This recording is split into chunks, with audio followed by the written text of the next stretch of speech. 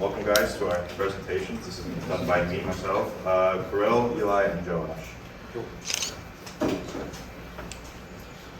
So what is a strange attractor? A strange attractor is an image that is generated from points whose coordinates is purely reliant on another point. Basically, they're visual results from a mathematically chaotic system, usually nonlinear, actually almost always nonlinear. And yeah, this is just an example. This is a 3D strange attractor, and it's governed by the system of differential equations. So those two equations govern the change of the x, y, and z. So if you were to imagine an array, obviously the first 3 points, x, y, and z, would be like hard-coded in. And to find the second point of each array, that equation tells what the next point is. So the next point in the x array would be governed by the previous x, the previous y, and the previous z. There's those 3 variables, plus there's 4 coefficients that we can change, and that's the basis of our project. So this project obviously solves a massive problem. Not really, but we get to see conclusions with math. Our project boiled down to generating lots of these images using DCP and varying the 4 coefficients, or 3 or 2, depending on the kind of attractor. And highlighting the differences between the two, because very minute differences of coefficients, depending on how they work within the equation, yield wildly different results. And that was pretty cool. But before that, we asked ourselves if we could generate an image, a strange attractor, and parallelize that process. And we couldn't, because the entire basis of the generation is that you have to know the future points. So we thought, well, what if we started workers at different points along sort of the generation time, but we couldn't really do that. If you think of the Fibonacci sequence, sort of it's based on the previous 2 terms and summing up those 2 terms, and that's the next term, right? That's the very simple way. To find like the nth term of that sequence, there is actually a formula for it, but it's crazy complicated. And that's a very easy system with 1 equation. And finding that system with 3 different equations would be very computationally expensive, and we just didn't have the time to do that. It was sort of out of scope. So instead, like I said, we changed our scope to focus on generating a lot of these images and varying those 4 different coefficients. And yeah, I'll let Carlos take over from there. So a little description on our parallelization process. As Robert said, so we are generating a lot of images, and the idea is we can create animations or dynamic visualizations of our attractors, because the slight difference in the coefficients create minor changes in the actual shape of the attractor, so we can see it move. So the next step was, how else can we incorporate DCP, and that is in finding the permutations for our coefficients. So our worst attractor, I guess, or the most complicated one, is 4 variables. So we would try to figure out how can we parallelize finding these permutations, especially when our coefficients are a set of ranges. So we need to find all possible pairs and combinations to create our images. So it wasn't that easy to simply parallelize this, but in a way we actually parallelize the work getting done and the permutations getting generated. So a simple example of how we do it. So say we want to find all the permutations for 2 ranges of coefficients. We have A and B here. So our work function for this process is, our input set is 1 list, and we're also passing another list, and we're returning all the combinations between these 2 lists that can happen. So to sort of bring it back, so first we would have our first range of coefficients A, which we split into, however we choose, into our slices. So this is our input set.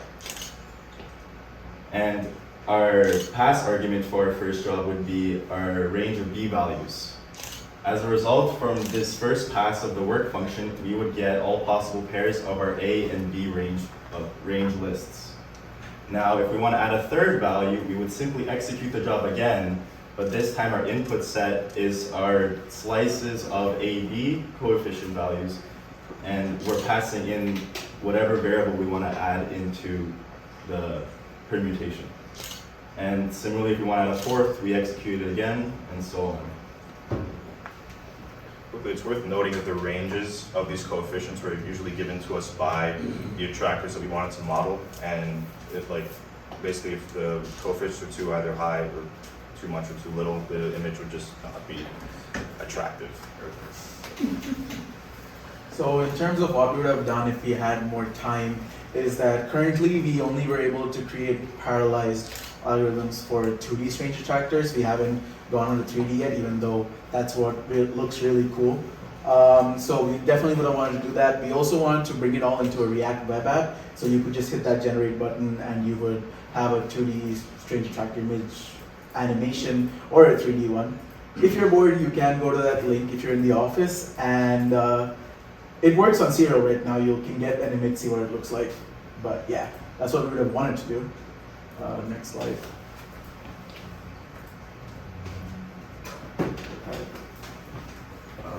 So in terms of the parallelization of permutations, was it worth doing this? I found that if we really, depends on how many permutations we want to generate, because the overhead of DCP and applying like especially multiple jobs consecutively does add up. So we would need a lot of points to really see that advantage over doing it in serial.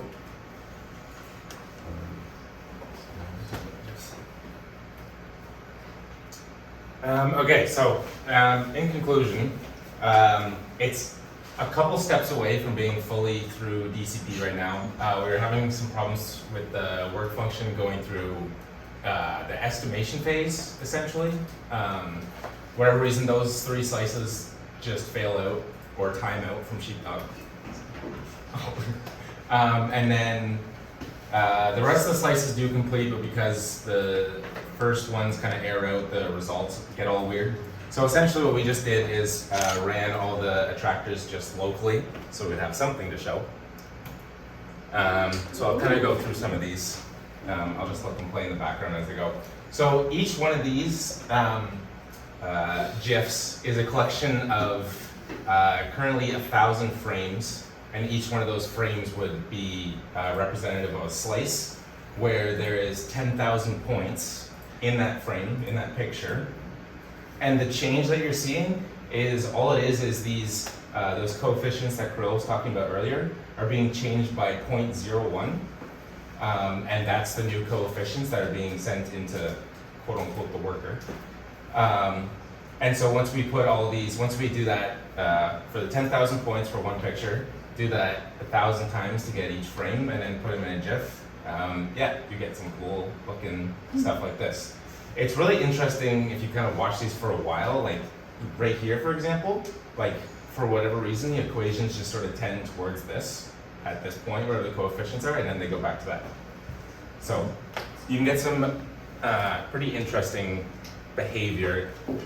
I think some of it has to do with when parts of the equation tend towards 0 and stuff, depending on the increment.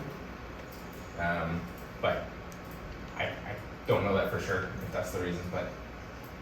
So I'll just there's a couple more slides, I'll let play with them. I should have a question. So you have 1,000 different starting points, and then you let that run for 10,000 different iterations? Because you need to know the previous point, right? Yeah. Okay, gotcha. Yeah. Cool. So, there's 1,000 different sets of coefficients, and essentially all that is each the change, I guess, in coefficient 1 to coefficient 2 is just incrementing one of the actual coefficients themselves, like right. A or B. Right now it's being just B for a lot of these, Right. and we're just incrementing that by 0.1. I guess another cool thing that's I sort of just added in is that once it gets to the halfway point, so 500 frames, instead of incrementing, it'll start decrementing. So you kind of get this like infinite loop because it goes back to the original coefficients to start with.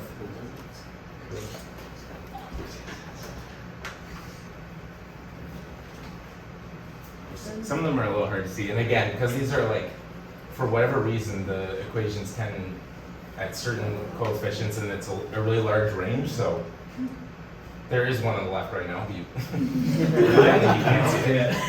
I saw it, yeah. It'll Oh, come okay, back. okay. Yeah, it'll come back. No, I think a And then all of a smaller sudden jump might be cool, so you can get kind of smoother transitions. Yeah, smaller increment with more frames would be. So the permutations process that I was talking about is not entirely linked yet. It's working, but there's some DCP errors, but that will be able to generate much more finer set of coefficients and a lot of them. So we'll get like better images essentially, animations. That's the last one. Well, what is up with that one on the left?